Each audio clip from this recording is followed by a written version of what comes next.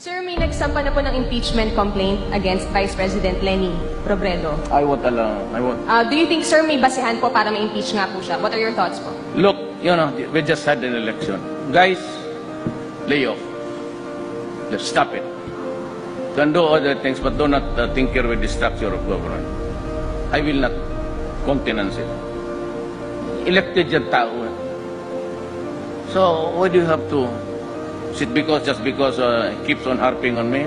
Yeah, this is a democracy. It's freedom of speech. Wala naman, there are no overt acts. Kakatapos na ng eleksyon, bakit mo sirain bayan? Okay, alay mo ako, baka hindi na magising po ka sa bangungot, okay na. Siya naman, pero you create trouble na po. Ayaw niya military kasi ayaw nila hindi naman tamad, pero bakit mo dagdagan yung problema nila? Pati police. Who will keep order in this country kundi sila.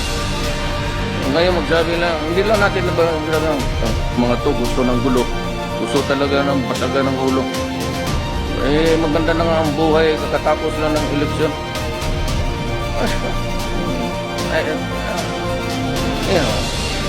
This is a democracy.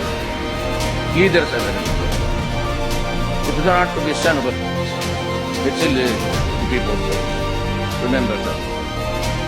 Follow up. So wala kayong nakikitang mali dun sa ginawa niya, sir, na nagbigay siya ng video dun sa UN Commission on Narcotics and said na may palit ulo? Ma'am, I cannot out of the country for 4 days. I have not been abreast with the alam mo, hindi ako nakabasa ng newspaper, yung mga column, hindi ko nakabasa. Yun lang, yung news talaga. But wala akong nahawak ang newspaper. Sinong mas gusto mo, si BBM o si Duterte?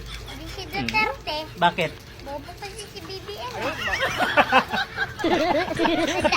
Bababa din yung gulay pero tataas.